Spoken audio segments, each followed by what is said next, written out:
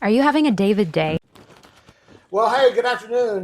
This is David Mansour, Closing Time Podcast. I am a mortgage loan officer here living and working in Peachtree City, Georgia. And I do mortgages, but we try to talk about everything but mortgages. And I'm here with Mr. Steven, and we're going to talk about everything but what he does for a living because sometimes our jobs are boring and our personal lives are a lot more interesting. So, welcome. Thank you so much. And I do have an exciting job, but my side hustle is movie reviewing. My site's called silverscreencapture.com, and my TikTok is called Film Thirst, and I definitely talk about movies That's most awesome. of the time on those. I think I've seen one of the TikToks, but didn't register until you just told me that. And I'm going to check that out because I read some of your reviews to be prepared and use a lot of big words. Yes, my goal with the TikTok was to use fewer big words and to actually review things in 4 pints. So if a good movie is good, it gets 4 pints down to, That's right. to an empty glass. And so that was a little easier to do as far as my... Are you drinking the pints while you're doing it? That's a good idea too. I'm trying to make those 60 seconds. So probably getting all the words out is half the battle, but definitely being able to make it relatable. My silverscreencapture.com reviews started off short and they've gotten a little longer over time. So Okay. you try to stick to one format and it can kind of weave into a lot of other areas, kind of like your podcast. Awesome. Well, I'm going back a step here because I like to kind of, we've known each other for a good while. We met through Southside Church, through a smaller group, and I hate to say watch you grown because I've just watched you live, and I admire you so much because you are the same person in every group that I see you in, whether you're with executives, movie people, whether you're in Trilith, whether you are working and volunteering at Southside. I think it's amazing.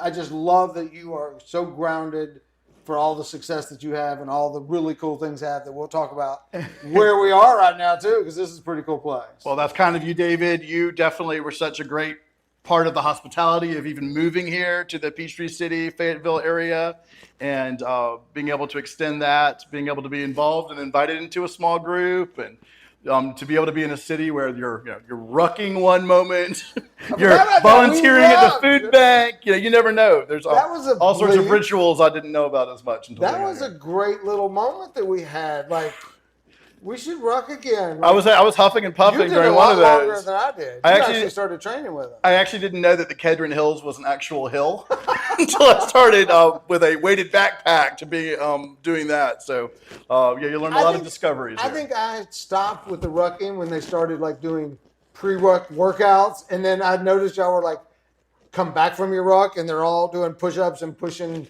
sandbags all over the place. I'm like, yeah, I just wanted to walk around. It's a lot easier when you hear that you're going to have a weighted backpack and walk around Lake Peachtree than it is like, oh yeah, at the end of that, we're going to see how many pull-ups we can do.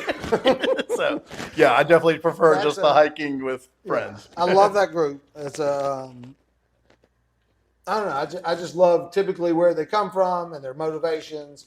Usually really fit, and I don't know. It's pretty. Yeah, cool. It seemed like it was always a thing about fitness and also about honoring veterans and honoring that tradition. You're kind of wearing a backpack kind of in honor of the veterans, and a lot of the programs are to bring recognition and remember some fallen veterans and the like. So that's a really great program they do. I would imagine that all those people that were in the Army hated rucking when they were actually in the Army. Yeah, they're like, this backpack, this is like nothing compared to what I had to carry. And they start doing it for fun. So, all right, let's talk about movies. So, you do movie reviews. You have a website, we just said. You have a TikTok. So, why?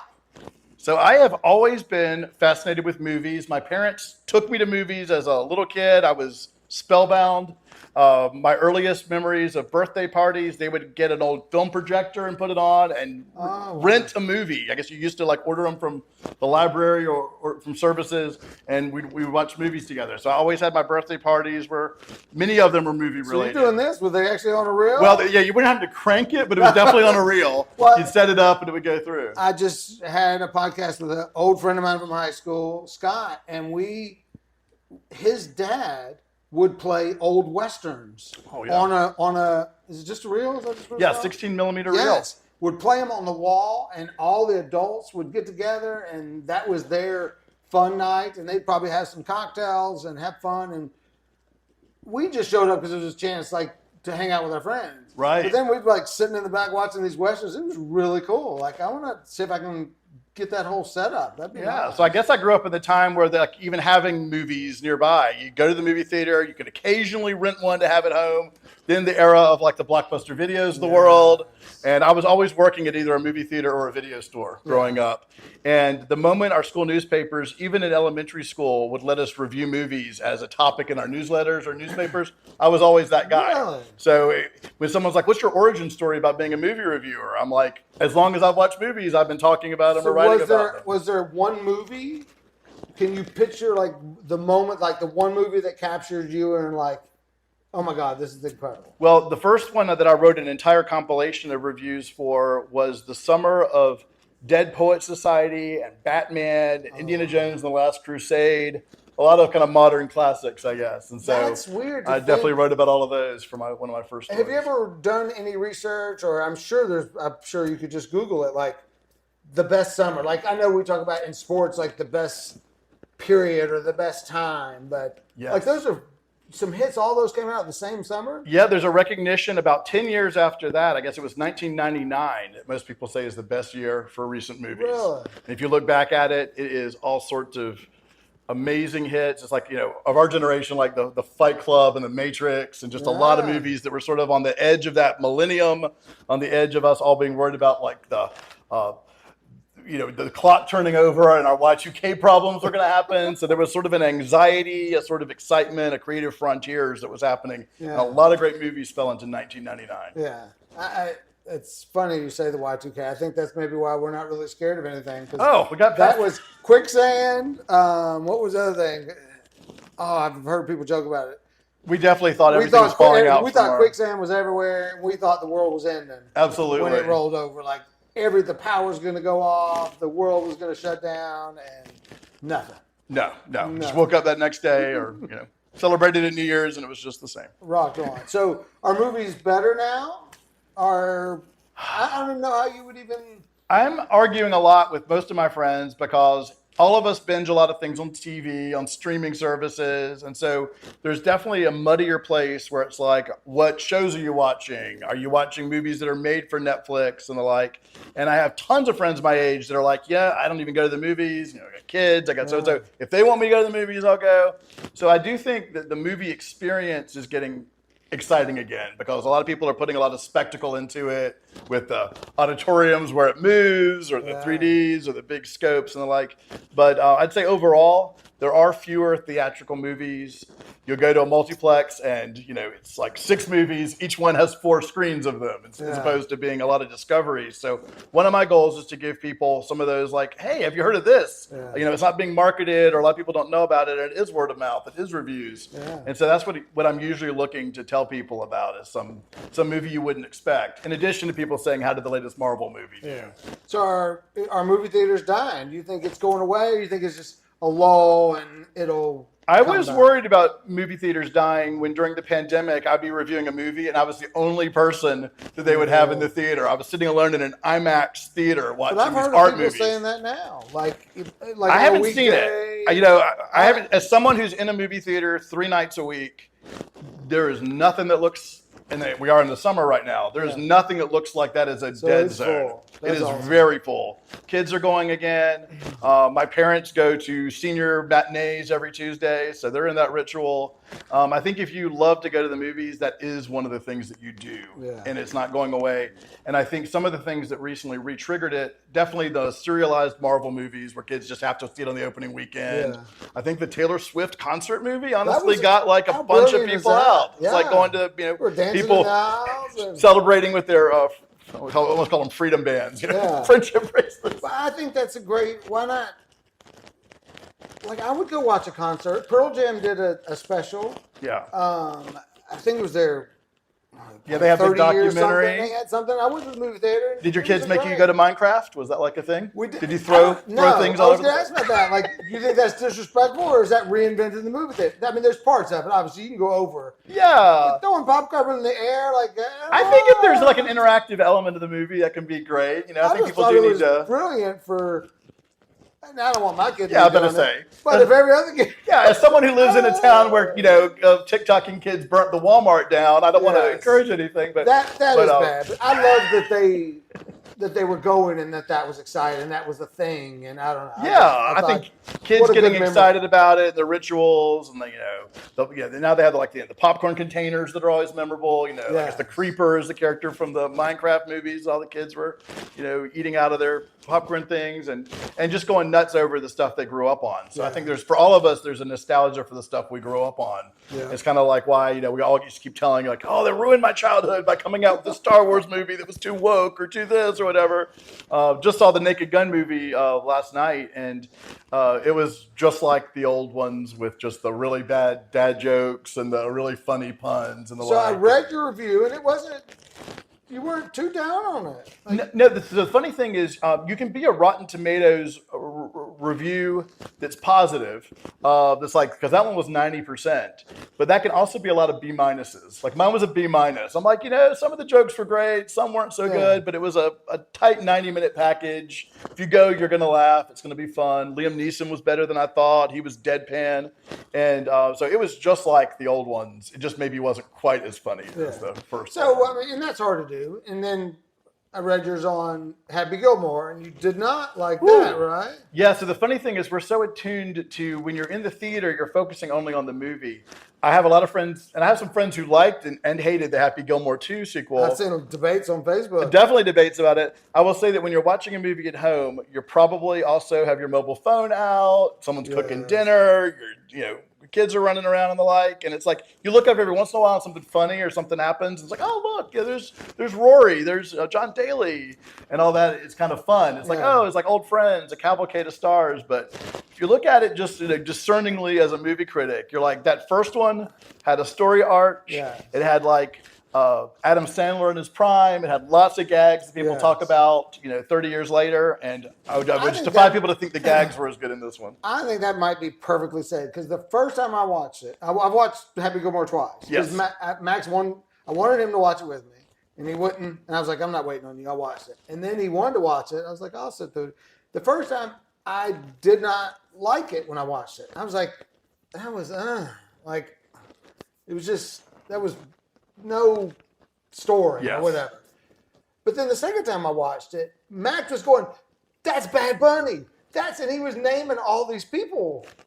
I was like, the cameos. So you might say, as a scavenger hunt, it was hugely success. As a piece of cinema, maybe not. Right. It was fun to see. He laughed at all the corny jokes. Yes. It was fun to see all the it was almost like a Saturday Night Live skit. It was like a spoof of the actual original movie, which is slapstick anyway. The good thing about opinions about movies or anything is everybody can have their own and they can like things for the reason they like. And but if you're reading what I'm saying about a movie, it's usually because I'm used to seeing so many movies that I'm like, is this doing something new and different? Is this giving a throwback in an interesting way? And in my appraisal of that one, Adam Sandler was playing a more interesting character the first time. He actually did some interesting things in the new one, though. I mean, he's sort of down on his luck. And they had to sort of reset him to make it so that Happy Gilmore wasn't on top of the world at the beginning. I mean, they definitely threw a couple bad things at you right away without spoiling it. But I think you said Bad Bunny was one of the best actors. Yeah, he had some funny cameos. I said the same thing. I thought he did great. I also thought Travis Kelce did a great job. Yeah, Travis Kelce had an extended country club waiter kind of part. Like it didn't seem forced. Like I'm trying to think who else was it. All the golfers were terrible. They seemed forced, except for the older ones. Right. After them, they were sleeping at the end. Absolutely. No, you're getting Jack Nicklaus, very late stage cameo. So let's switch to Jaws. It's called Total Reverse. Yes, please. I just watched that yesterday. I hadn't watched it in years, and I was entertained the entire movie. Oh my gosh. So is that a great movie? Absolutely. So I guess it's celebrating 50 years this year, and it sort of invented the summer movie. Beforehand, the summer wasn't any different than any other time, but they were like, hey, things like Jaws and Star Wars started coming out, and it's an event movie. People are going back again and again. Jaws set the template for everything from the Jurassic Park movies to all sorts of other Spielberg hits. But I love what Jaws did at the time. Definitely, you couldn't not think about getting in the ocean and worrying about a shark. attacking you. A friend of mine was telling me that their parents were describing watching it in the movie theater when it came out and how scared they were. And it's a slow burn for a while. It's a long time is. before that first shark comes in. And No, the first shark. Well, the first shark, excuse but then, at the very beginning, but then there's a long time of getting a lot of characters. There's 2 deaths quick, and then you're on the edge of your seat because you're thinking that everyone's at any point someone's going to get dispatched, and then it doesn't, and it's. But also the graphics. Yeah. Like normally when you go back and watch a Rocky, right, or even the first Star Wars, it's just like. It takes a while for them to get to the action. Right. In this, I thought it held like. Yeah, I think the girl in the beginning of Jaws, where she's getting eaten, it looked real. I was like, holy cow. Spielberg had such a way of using the camera and getting you to the interesting places and doing interesting things within that. They always call it practical effects when you're just filming what's there. Yeah. I mean, that was a mechanical shark at the time who didn't work really well during most of the shoot. So oftentimes you get rare glimpses of the shark because they just couldn't even use some of the footage because he didn't work. Yeah. The shark was named Bruce, evidently, and he did not work very often.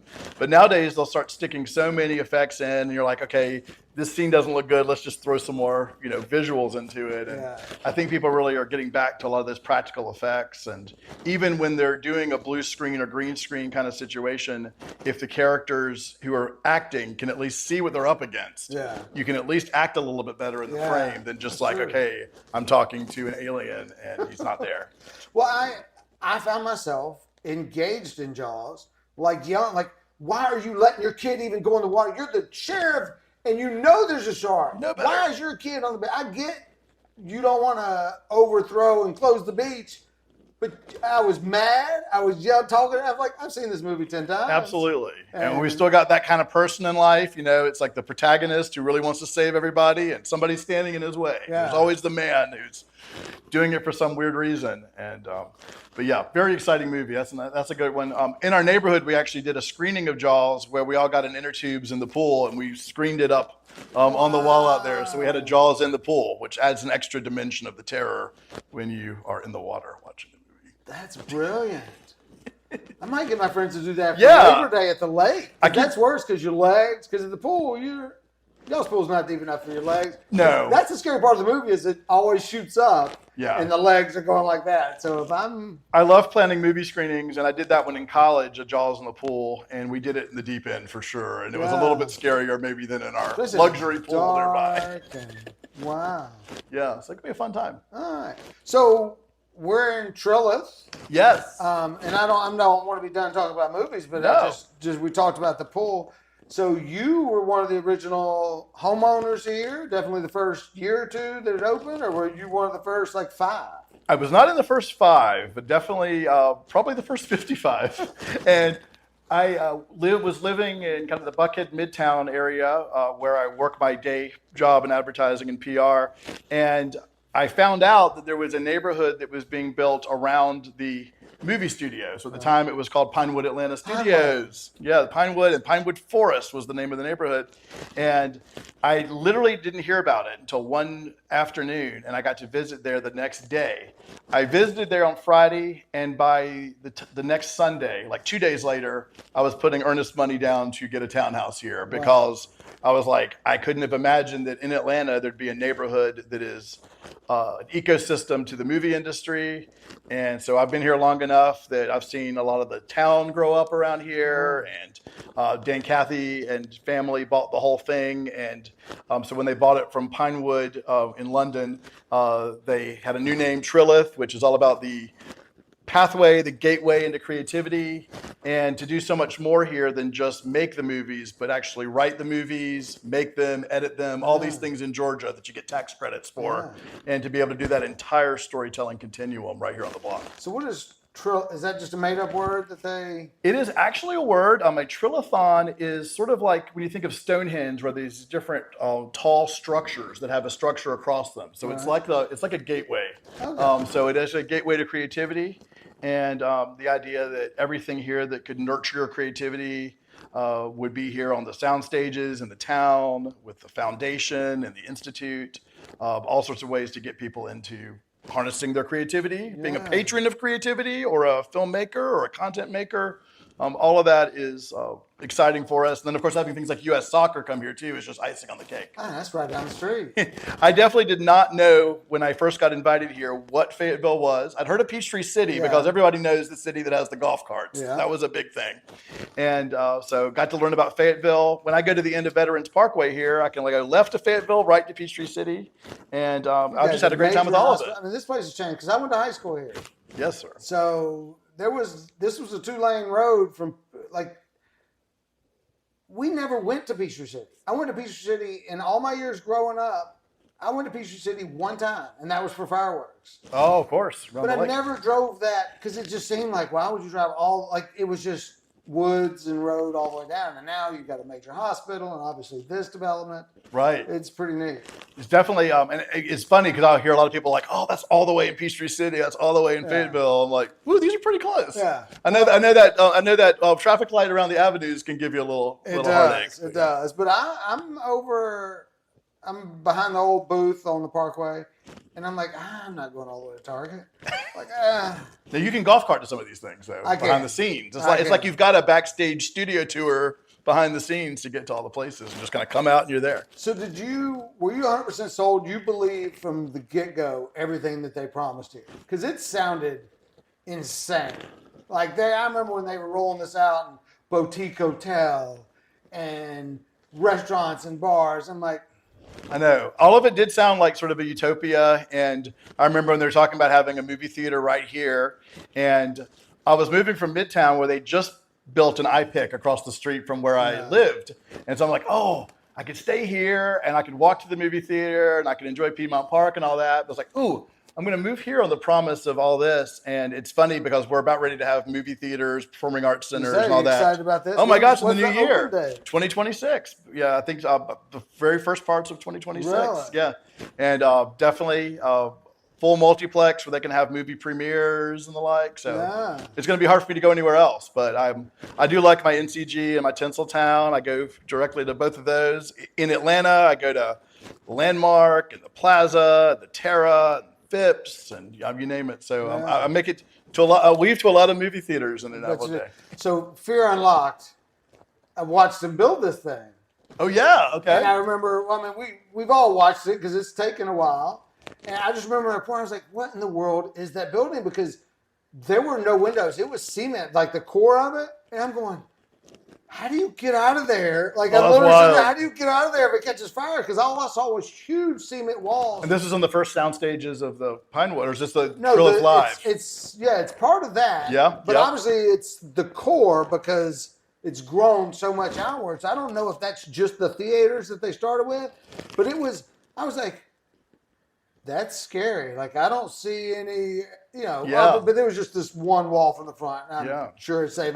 In my head, I was like, I've never seen so much cement and so tall. That was crazy. Well, I'm explaining it to a lot of people. I may not get this all right, but Trilith Live is a huge complex that's over on the other far end of our campus here. And on the left of it is where the movie theater is going to be. I think it's an 8-plex. And then in the middle, there's this huge lobby and atrium. On the right, it's this Performing Arts Center. So the Passion City Church will be there, the Performing Arts Center. But the back of this is where there are 2 live stages. And what a live stage is they're already having game shows there. So you can go on to a site, I think it's called On Camera Atlanta. Yeah. And you can sign up to go and be an audience member of these different game shows. I submitted. Somebody told me about one of the shows that they're filming. There's one that Joel McHale was hosting. They said it was like they wanted. They said it was one father-son show. They wanted, my gosh! And so they were like, "You and Max should definitely do that." But then when I went on the website, it didn't look that way. But interesting. No, you should try it out. Those are real. I didn't hear a word from them. Those are real. Just as much as movies have been all the rage here. This year it has been game shows. There are, and a lot of people I know in this neighborhood had gone to be on Family Feud. It used to be filmed in the town stage here, and so these game shows is big business for sure. So is Let's Make a Deal still running? Because that's definitely my all-time favorite game. That is a great one. I do not know if they're filming a current one of those. Maybe top secret, but. Have to look. So, all right, I'm gonna take my camera, take a pause. Let's go back to movies. All right, we're in good shape. Good. So TV shows. Yes. How does that compare? Can you enjoy TV shows? Do you judge them while you're watching them cinematically, if you will, or? Yeah, so it used to be in filmmaking that if you were a big movie star, you wouldn't do TV. It was like sort of taboo. It's like, oh, I'm too big for that. I'm a movie star. I can't be on TV. Yeah. Now it seems like a lot of the most innovative things are happening on TV. Big movie stars have gotten involved in producing and starring on TV shows. So you'll see a lot of that. My problem as a film reviewer is I can get in and out of a movie in about 2.5 hours. If you get in and out of a show that you like a lot, you may have a 21 plus hour investment to watch the entire season. And you're just kind of pushing again and again, continue to the next episode, to the next episode. So I always find it funny when someone can't get through sitting through a 2.5 hour movie, but somehow can sit in one place and watch 8 episodes of an hour-long show in a row. That's me. But it's all right. It's in the comfort of your home. I love movies. Absolutely love movies.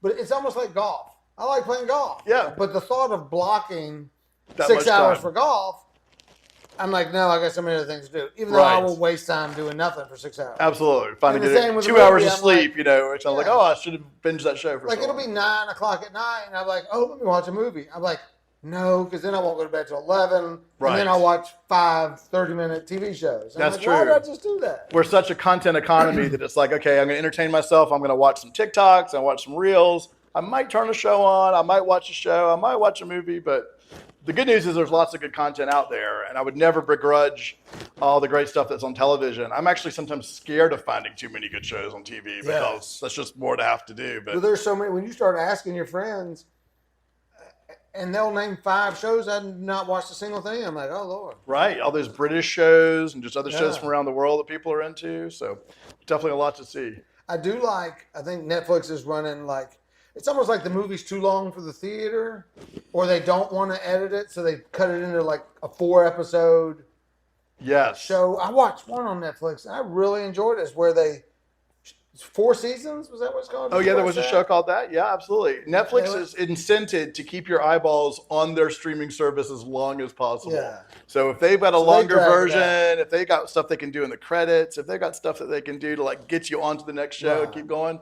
Well, that's what They'll that do felt that. like. That felt like I was watching a movie, Yeah. but they broke it up into, I think, 5 episodes, one for each season. Right. They were like an hour long. So obviously, not many people want to sit and watch a 5-hour movie. Yeah. But I thought it was good. Well, so much has changed since it used to be just like, you know, ABC, NBC, CBS, and Fox would have their shows and they would like do a season and it would be over.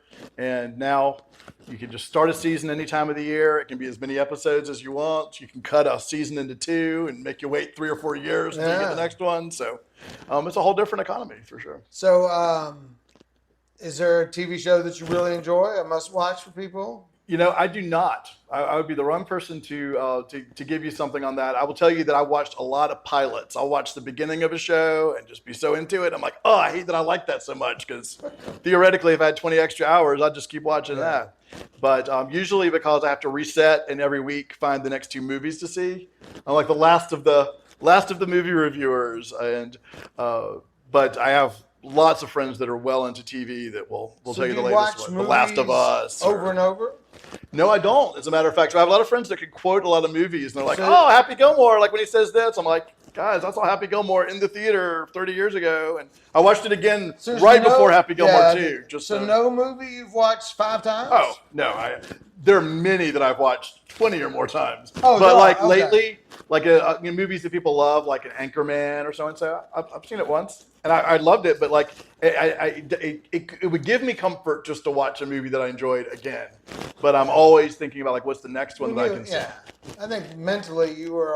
It almost feeds your soul to watch something new and to see it. So. Oh yeah, and definitely the way I guess we have TikTok and everything. Some famous scenes from those movies, you can't help but see the memes and the greatest hits. And there are actually some things where I've seen like, I don't know if I ever saw that movie, but like it looks like Melissa McCarthy is hilarious in that, and she's like going off on this lady. I'm like, I don't even know what movie that is. But she's what funny about as hell. Ted Lasso? Have you seen Ted Lasso? You know, on that one, I've maybe seen like 4 episodes. Yeah. Okay, if you ever push I through know. a show, I know, but you're That like show you're like a is- person an hour to me, telling me like you better watch the show. And I'm like it's just it makes would you, love it, but I would also love The Last of Us. I would love The Traitors. But I think Ted Lasso feeds the soul, in my opinion. It addresses social issues Yeah. in the most positive way, and even the hardest social issues. And it's just it's a happy.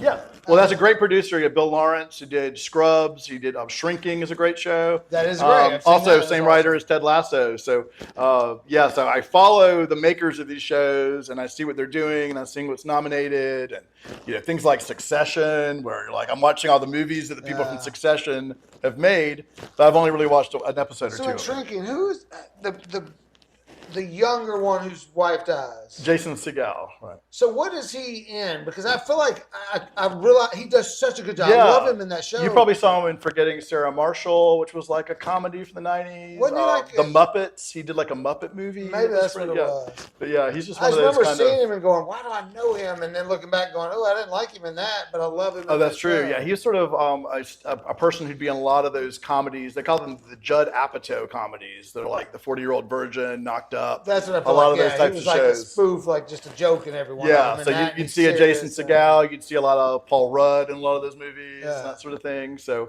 there's definitely some certain directors that are sort of known as being a big purveyor of a certain kind of movie, and you'd see, you see Seth Rogen. Seth Rogen. Is it, who's the guy that's like, cut this out, man. I won't have a name. This is a senior moment, but I'm terrible at names. it used to be like James Franco, and it would be all these different people that are in a lot of. So, do you have a favorite, like one favorite movie, like that's the one, that is the pinnacle that I judge everything against, or that you hope that they make another one? Oh my gosh! Well, I definitely love a lot of movies, a lot of the classics like the Godfather movies and the Star Wars originals, and some of that. I happen to love the movie called Boyhood, and since you're the father of a 14 and a 19-year-old, wait till your 14-year-old is out of college and then watch it. And what it'll do for you is it'll show you just how fast parenthood can pass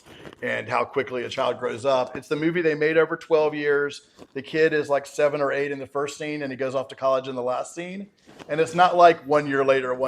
It just happens before your eyes over 2.5 hours. Like, I feel like something's happening. He's doing this. He's doing that. And you're like, that kid just grew up. Like, I was right there. They filmed it incredible. Once a weekend. I've either read about it or I've watched it because I remember that theme and thought that's incredible. They stuck with it for that. I will tell anybody who watches it, it does not have like an incredible story. It is just the miracle that for 12 years they kept making the movie. The same cast members were still alive.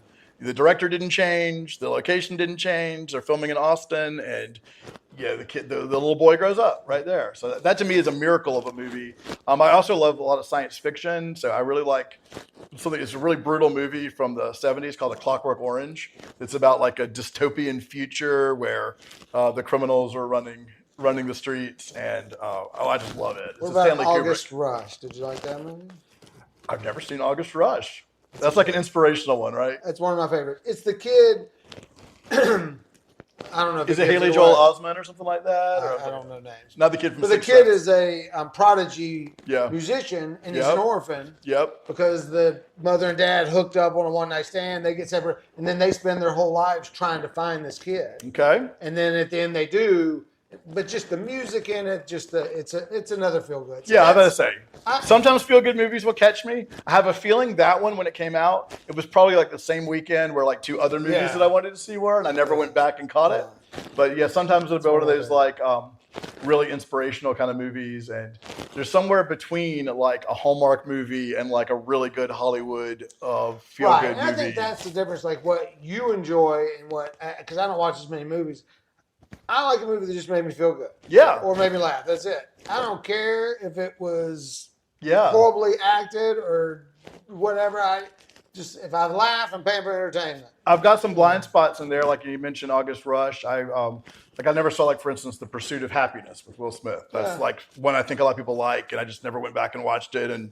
But then there are ones that are kind of inspirational that are sort of like Oscar winners, like a Forrest Gump or those kinds of things that stick with you. Are there any Oscar winners that you think were garbage movies? Oh yeah. Lots of. In fact, there's been a lot of times where I write a review and it's not favorable for a movie, and then I'm like, wow, that was up for Best Picture. I'm like, oh my gosh, that won. Do you So think it's political at all, or just different people's opinions? different people's opinions. Yeah, I see what some people admire about certain movies and why it hits them, and it just doesn't always hit me the same way. The most recent Best Picture winner, Anora, was one I saw in the theater, and I just like, didn't love it like other people, and it won Best Picture. And I watched it recently, and I found more to enjoy about it and to appreciate about it than the first time, but it still like wasn't one of my favorites. Yeah. Well, I know you invited me to I guess it was early here in this place, and I guess it was the Oscars, and there was a preview party or something, and they had a person speaking. Oh yeah, about the meaning behind the movies. Right, but he talked about how they start trends that you don't even know they're starting. They're like, oh, look how they did all this in 2015, and in 2017. It was cool to wear this or that. Absolutely. That was our friend, Brian Coley, who runs an organization out of Marietta. I met him through this unusual, cool community here. And he basically is looking at the meaning behind the movies, and he's looking at what the highest grossing movies and the best pictures each year say about the times that we're in. He also does a program for like careers, like where companies can come in and they can learn how the people on their teams behave and interact with one another based on their favorite movies. Really? And so he'd say we sometimes did that. You wrote all your favorite movies. Yeah, you find out that. Yeah. And sometimes you find out that like a lot of the movies that are coming out are speaking about citizens taking charge again, or people who didn't used to have as many rights getting rights, or there's a movement back towards this or that, and he'd like put the movies together that were coming out in that time period and be able to be a little bit of a soothsayer, a forecaster about what that meant. That's pretty awesome. So, well, before we go, your home is incredible. You have a lot of things here. Tell us about. Y'all aren't going to be able to see it except for what's behind us. We can start there. Sure. Tell us about your collections. So in my townhouse at Trilith, I definitely keep a lot of things that I happen to love. And so I happen to have an Indiana Jones area. That's always one of my favorite series of movies. Actually, the first three, not the last two. Willy Wonka section. Right back here with Superman. So it was really exciting to live in Trilith while they were filming Superman. They always have a code word for it. So they were calling it Genesis at the time. So it was like, oh, there's this movie Genesis that's filming across the street. Oh, okay. But while here, you'd meet people at the Mexican restaurant or so-and-so. And there was this one guy who was 7 feet tall with a Jurassic Park hat on. And I'm like, you have to be in the movies, right? And he's like, I just arrived here today. I'm getting my costume fitted in the morning. And I was like, it's for Genesis? And he's like, yeah. And he's a guy who was playing an alien in the Superman movie. He was Mr. Handsome was the name of the character. Oh, wow. And I said, have you seen anything else that I might have seen?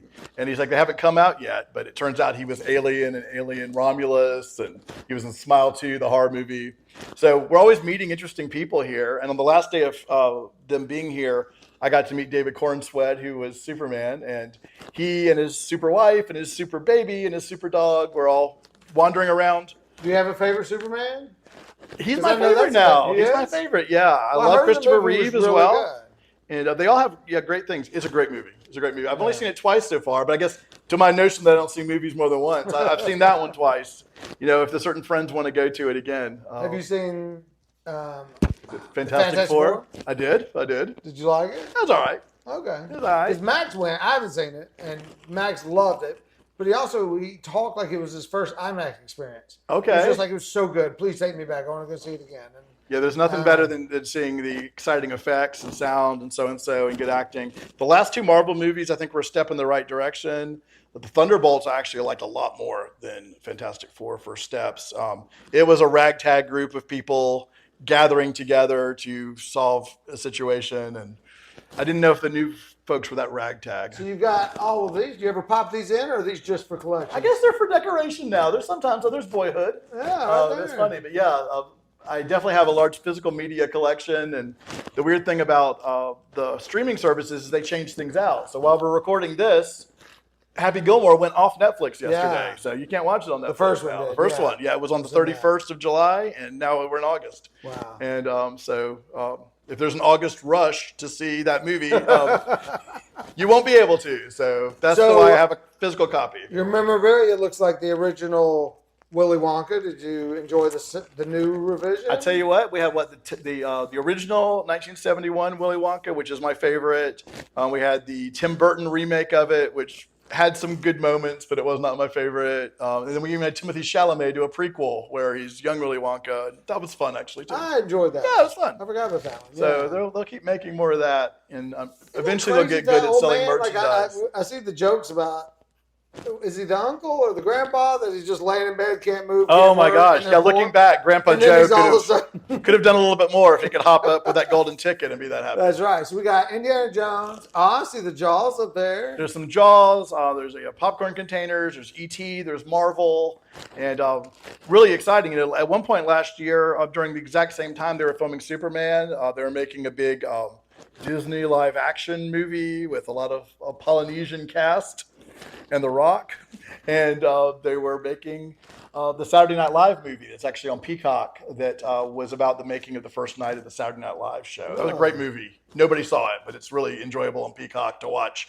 a real-time 2 hours of what it felt like to not even be sure you were going to go on the air to film Saturday Night Live with like the John Was there a lot of Belushi's and Dan Aykroyd type people. Original footage too? It was or- no, it was all just they All just- recreated the whole thing. Oh, wow. And they had young Chevy Chase, young John Belushi, young Who would Dan play young Aykroyd. Chevy Chase? That's There's a really good troupe of actors, and those actors were just all over town. And most people wouldn't recognize them. They're up and coming actors, but yeah, you just go up to the CT Taqueria, and they'd literally all be sitting out having dinner. Yeah. And it's like, Wow. wow, you're going to see these people. You know, it's like, oh, that's.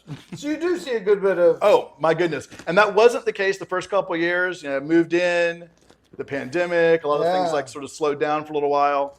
But absolutely, a day doesn't go by, in fact, where we don't see actors, stunt people, all sorts of folks that So we what's see the in the proper movies. etiquette? Do they like being approached, or are they okay being approached, or is it like just leave them alone? They're just trying to. I think it's a leave them alone. I saw David When they're Cornsweet. eating a meal, I agree. I saw David You're Cornsweet not at least interested. 100 times before I knew it was the last day of shooting, and he was just walking down the street, and I just said, "Mr. Cornsweet, I hope you've enjoyed your time in Trilith."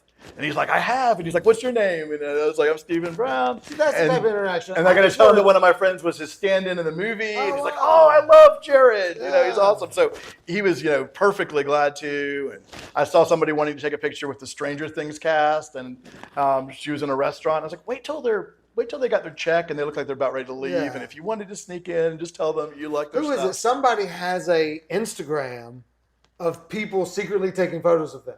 Oh gosh. It is hilarious. So they found So that somebody's taking paparazzi shots of them. I don't know how they get them, or probably they tag him or say it, and so he searches them and he posts them all on his own love it. Instagram of these people like going like this. It's like and knowing like that that. somebody's writing mean tweets about you, And but it's somebody's so catching all these funny. I little loved it. I little loved it. things. So, do you go to movies? Do you have to go alone? Do you go with groups ever? I go all the different ways. All the different ways. So one of the things now being I'm in a three different film critics societies. And so usually it's Tuesday nights where we are watching a movie that's about to come out on Friday. And so oftentimes we have several rows in a kind of a consumer screening where the whole room is filled with people that are seeing it early. And we've got a little row where we're reviewing it and getting it ready. And so I see it with critics sometimes. We always talk about it afterwards and talk about what we thought.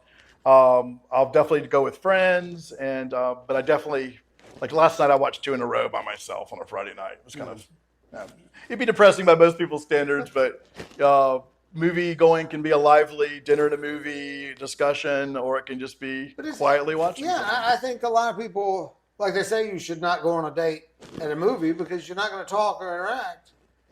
I think that's perfectly Oh, it's a great one. okay to go by yourself. Yeah, just add the dinner or coffee or cocktails Yeah. around it, and you got a date out of that. Well, if you ever want to go to a movie Thank that you.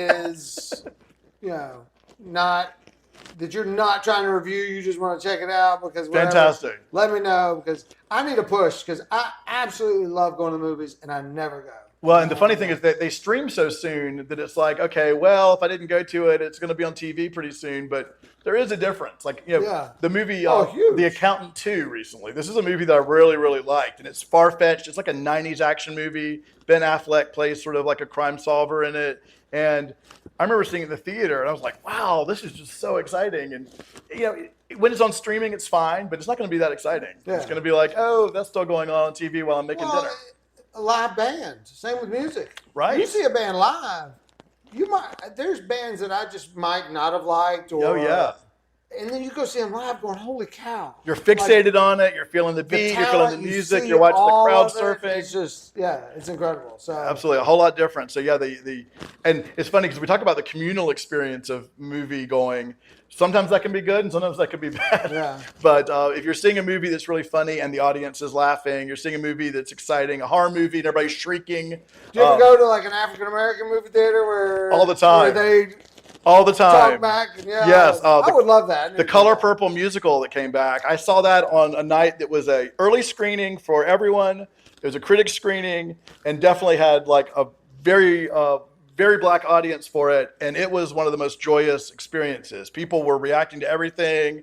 You would definitely be like, oh, Miss Seeley, don't do that. And, so there was definitely just a whole bunch and just everybody by the end when she triumphs, like it was just like people were like, everyone's hugging each other in the room. And, well, if that, I've got to find that. So tell me. I will. You've got an official invitation. What theater to go to or what? Well, if nothing else, we should inaugurate when we have the new Trilith movie theater here. We should see a movie here. Ain't no black people going to be here, though.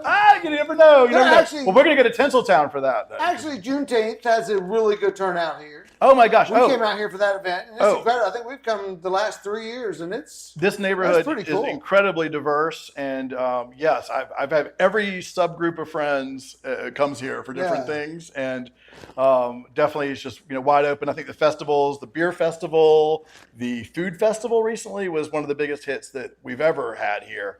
And I had some friends from the farthest reaches of the northernmost Fulton County, from all sorts of people from around here, all descend upon that to try all the different foods at Trilith. And it's amazing. The beer festival, they're crashing on your couches. Oh gosh, all of that's happened.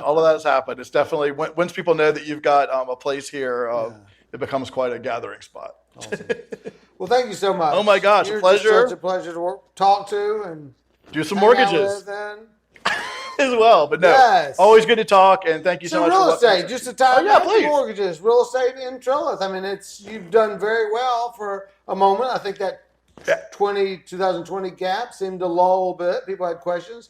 But then it's just exploded because this is the place to be, but it's for certain people as well. I think, all sorts of people are making a wise investment here. Again, all the movie making, content making, the Trilith Live, the U.S. Soccer being based here. It can't help but be good for all of our property values. You walk to restaurants.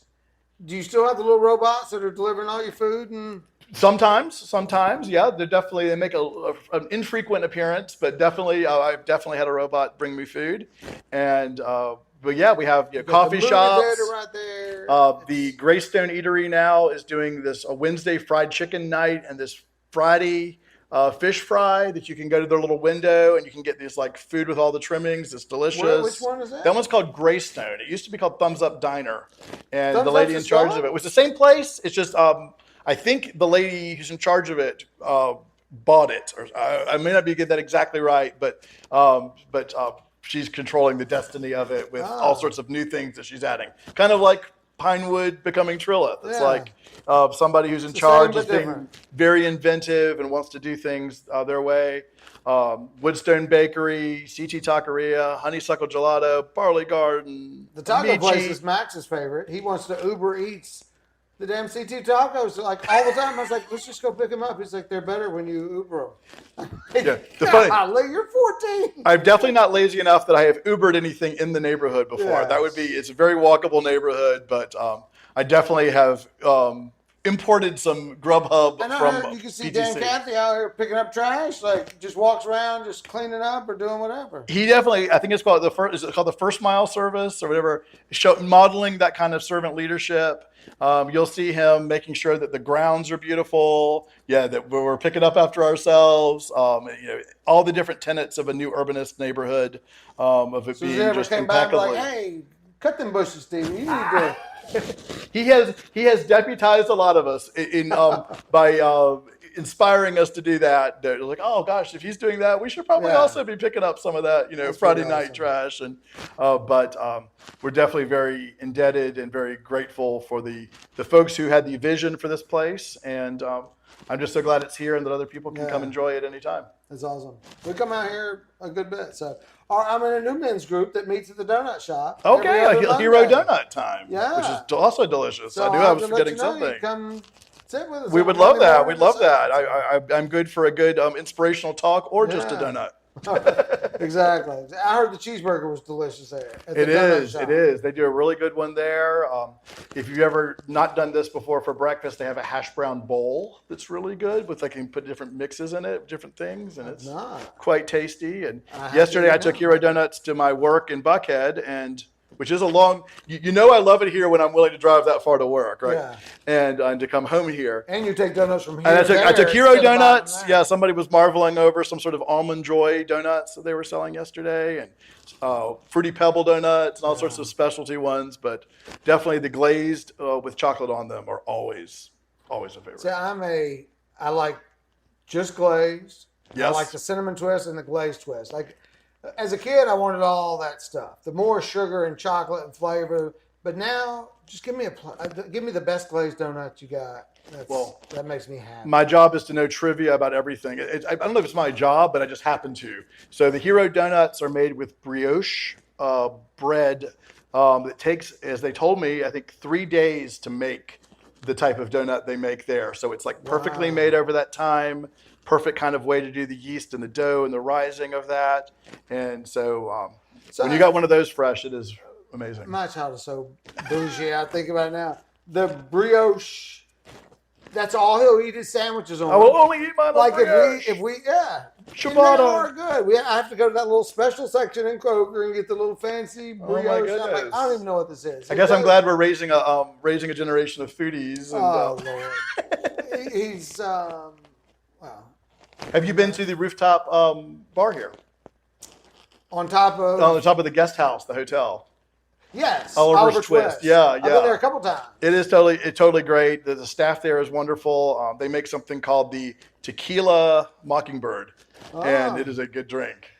Drink wisely and responsibly. Yeah, the last 2 times we went, we did some people watching because you've got people that look like they're here maybe on a conference. We're sitting there going, especially with the new Coldplay thing. We were like, I think they're probably having an affair. Oh gosh, he's sitting on her. Oh, I think they're not married, but look at that. I bet they sleep together. We were having such a good time because my gosh, the people watching here is unreal. It was and fun. One time, this was an interesting story. Well, there's been several times where because the guest house is part of the Marriott system, so you can use points and things like that, and so people are looking up places to stay around here, and it's coming up as a very affordable, very centrally located place.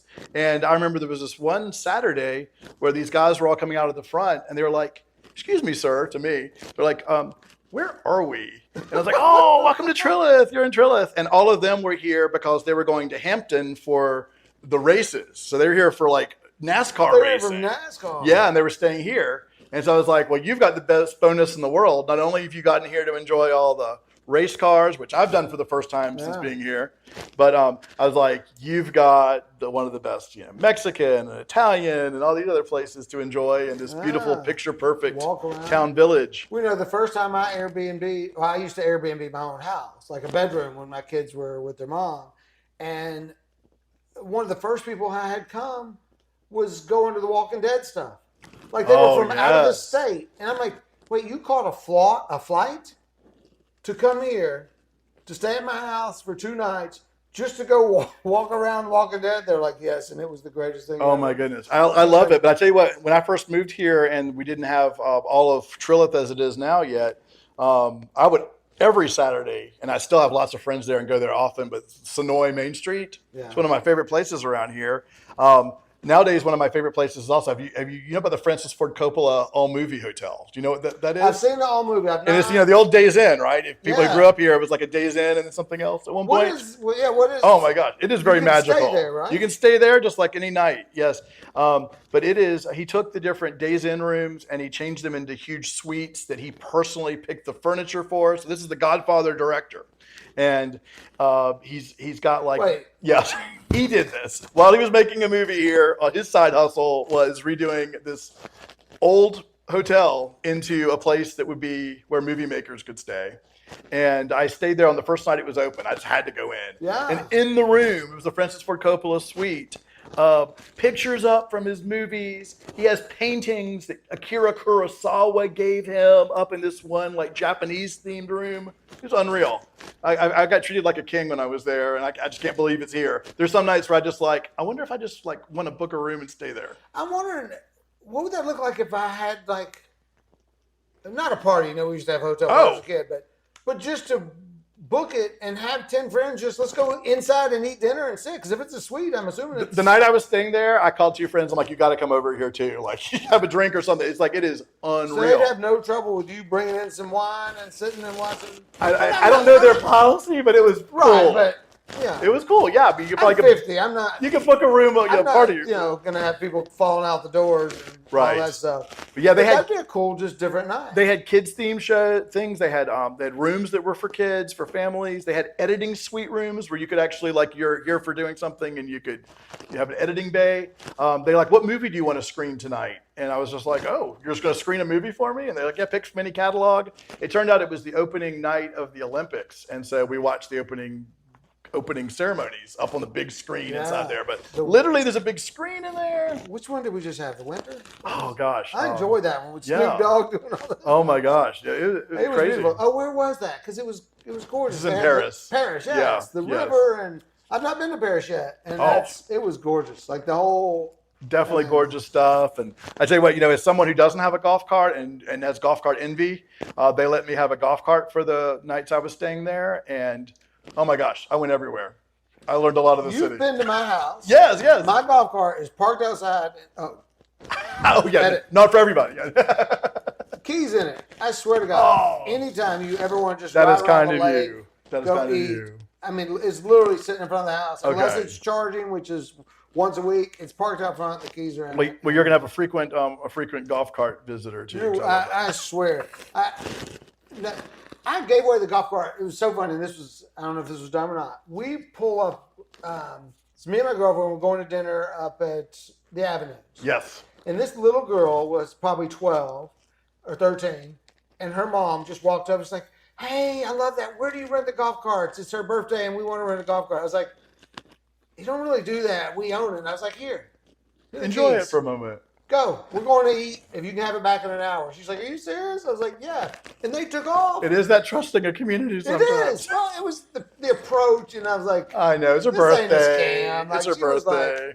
and I was like, that was cool. And they did it and parked it right back the same place, left the keys in it, and didn't think anything of it. Well, that's awesome. Well, our minister offered me his for the day of the parade. He's like, I'm not going to use it for this. And so it's interesting. People are very free with their golf carts, permitted and everything. Well, it's one of those that they're a little expensive, that you don't use it enough for what it costs. So yeah, if somebody doesn't have one, they'll go rent one when mine's just sitting there doing nothing. Well, the people in Trilith who have very big garages have them inside. The rest of us is like, okay, yes, you have just enough space for the cars, and some don't have that.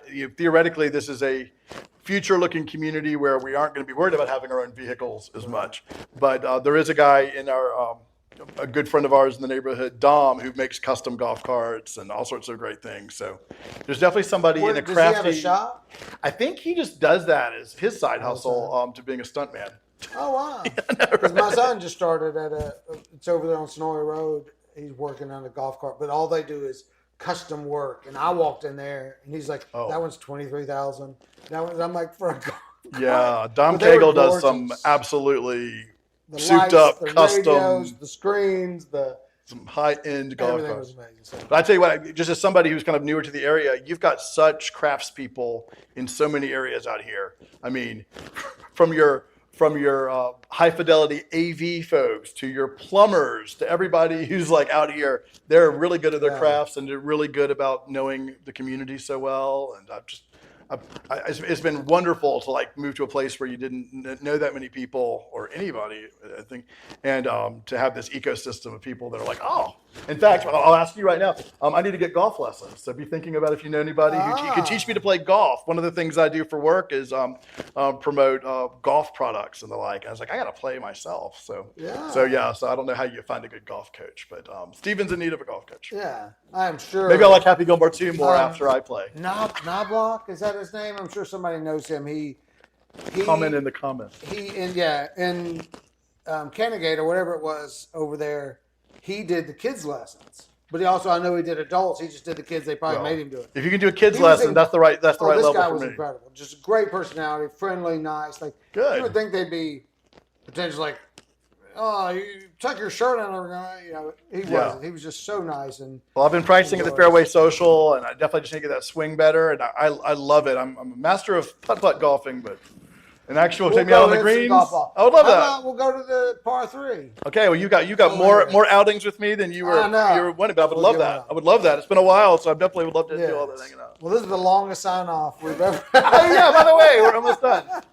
Thank you for those who are still tuned in. Yes, I love it. That was awesome. So that's it. We'll say goodbye, and maybe we can do this again. I would love it. Talk about I don't know, maybe Oscar time. We'll get up here and talk about. I'll give you predictions. I'll tell you why it's worth tuning in for. And this year, it's probably going to be all sorts of very obscure sounding movies to most people. Like, okay, I've seen, I will have seen Avatar 3, but nothing else on there I've ever heard of. So I'll be able to break it down. Like, this one's worth seeing. There's 3 Avatars? There's about to be a third. By the time you're watching this in the archives, you will have seen Avatar, Fire and Ash. And I've heard 2 is pretty good. I don't like any of the Avatar movies. Really? Yeah, so I'm a contrarian on that too. I'd say none of those should be up for Best Picture. Well, maybe not, but I love fantasy. Just anything fantasy is great for me. Adventure and fantasy and escaping. Oh yeah, the realities. Well, they did some beautiful work in it for sure, and I felt like on those the storytelling was a little bit. It's like, okay, that's like Dances with Wolves in space, or Fern Gully, or Pocahontas in space. But they definitely do a lot of that. But I do love it when something that's a really big hit also is an Oscar hit. When you've got like a Black Panther or something that's up for Best Picture, or recently just like when superhero movies make it to the Best Picture. I couldn't get through Black Panther 2. Oh, okay. A lot of people didn't like that as much as the first one. I tend to like it. The second one, I was just like. Were you streaming or theater? Streaming. Okay, see. And I turned it off. Like, if you got any kind of attention deficit, you got to be in the theater, buddy. Yeah, as I say, get in the zone. I'm going to a movie. Not sure till it's live. So. Thank you, sir. You're welcome. Thank you, Stephen. All right, y'all have a great day. DavidMonsour.com. And what's your TikTok? Yes, Stephen Brown, silverscreencapture.com, and TikTok, Film Thirst. We will. I think I'm supposed to put them in the comments or something in the tag. So, all right. Thank you. Some days are non-stop. You blink and suddenly it's 4 p.m., you've skipped lunch, and you're just trying to make it to dinner without crashing. That's exactly the moment when I reach for my buddy David. Come on now. David protein bars are made for moments like that. They're packed with 28 grams of protein, just 150 calories, and absolutely 0 sugar. Guys. Are you having a David day? I'm having a David day today. There's one in the backpack right now. I'm about to pound it with some water. What's that flavor? It's vanilla. It's the vanilla joint. And it tastes good. Right? Because a lot of these things are sort of chalky and whatnot. This thing tastes good. I look forward to it. Right after the workout, if I put one down, like I feel my muscles. I feel strong like Popeye. Yeah. You guys understand what I'm telling you? And I don't know what it is. If you're a sensory person, but they got these little crispy, crunchy balls. They've got like a little crunchy. Yes, they got that little crunch. Yes. Little crunch. Yeah. Very satisfying. I dig it. Well, most protein bars are candy bars in disguise. Right. But David is different. With 75% of its calories coming from protein, it's one of the highest protein to calorie ratios you will find anywhere. Plus, Gotta say, the packaging is iconic. The ingredients are clean, and the flavors are so good. I am a peanut butter girly for life, so anything peanut butter is going to be my jam. As soon as you pull one out, people are like, that looks expensive. It's classy It just packaging. looks fancy. Yeah. It's good. David is ideal for people looking to increase protein, cut sugar, and manage calorie intake. That's why I always have David protein bars with me. David is offering our listeners a deal to buy 4 cartons and get the 5th free at davidprotein.com/thatwasus. That's davidprotein.com/thatwasus to get your 5th carton free.